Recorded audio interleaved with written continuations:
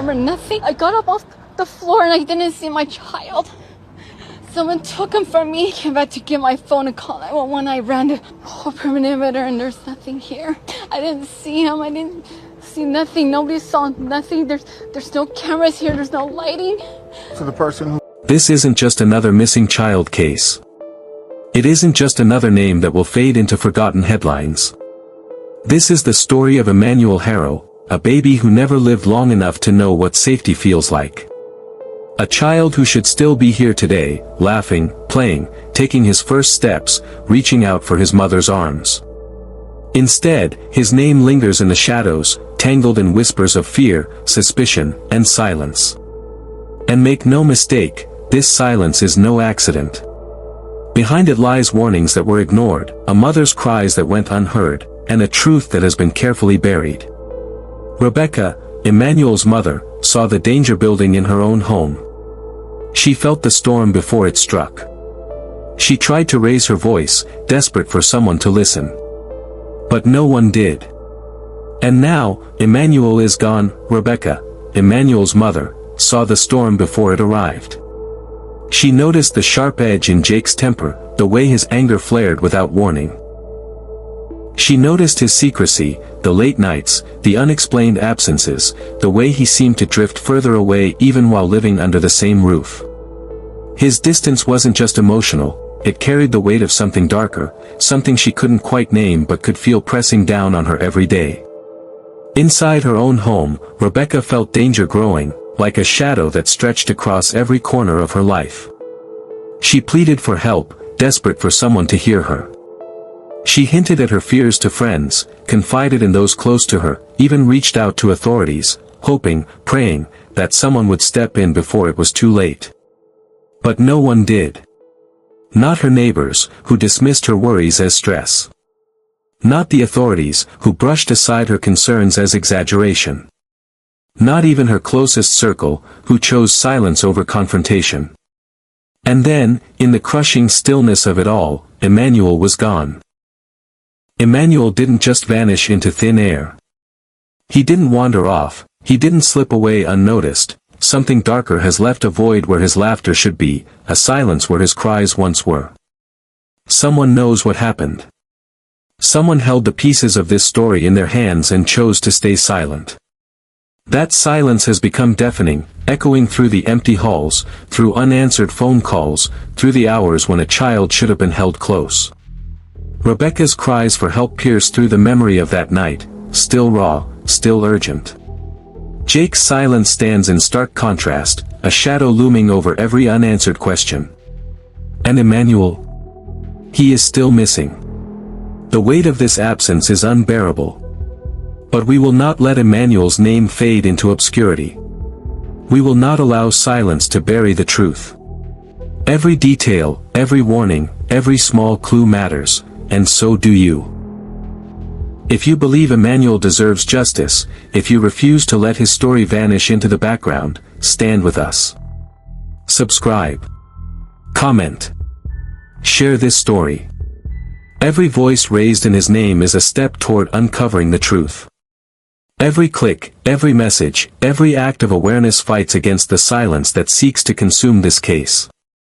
Because in Emanuel's story, silence is the one thing we cannot afford. It is the one thing that can let injustice take root, that can leave questions unanswered, that can allow a child to vanish without accountability. We cannot, and we will not, let that happen. Then came the enhanced photos of Jake.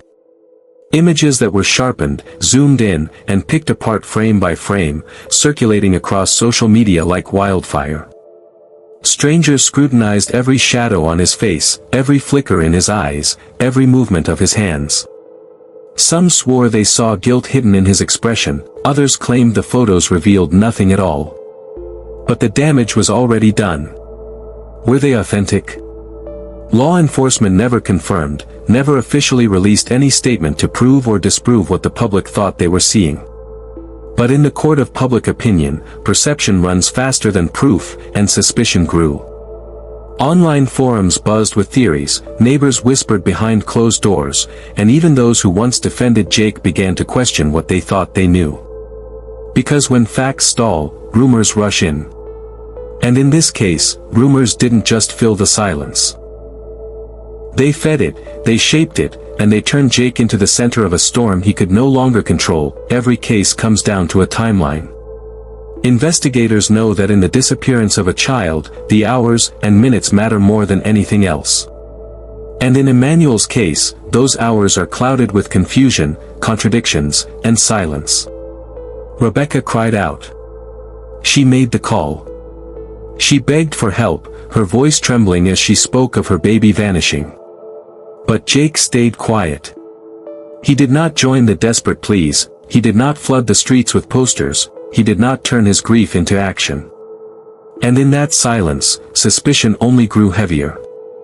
Her shifting story raised questions, details that changed, explanations that didn't always line up.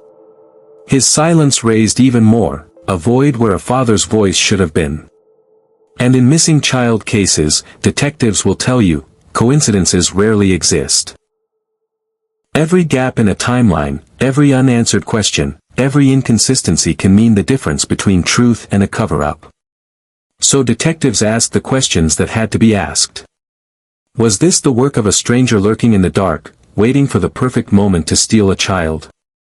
Was this a carefully staged disappearance, designed to mislead, to buy time, to hide the truth? Or was it something far closer to home, something born not from strangers, but from inside Emanuel's own walls? The evidence, piece by piece, points again and again, back inside the house. Not the streets. Not the woods. Not a shadowy figure in the night. But the place that should have been Emanuel's sanctuary. His home. Jake leaned on lawyers, not pleas. When the world expected a father to cry out for his missing child, to stand in front of cameras begging for his baby's safe return, Jake chose instead to surround himself with attorneys. His lawyers spoke for him, crafting careful statements, controlling every word. They insisted he couldn't speak, that there were too many threats, too much risk, too much danger in saying the wrong thing. But here's the truth, most parents would risk everything, even their own safety, to bring their baby back. A true parent wouldn't hesitate. They would scream until their voice broke, knock on every door, chase every lead, and face down every threat if it meant holding their child again. Jake didn't. He stayed quiet.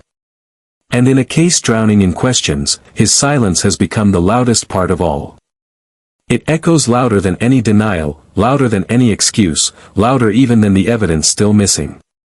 Silence, in this story, isn't just an absence of words. It's a presence, a shadow that lingers over every detail, every unanswered question, every sleepless night. Jake's silence has become the voice that defines this case. On the other side of this story stands Jake, Emanuel's father.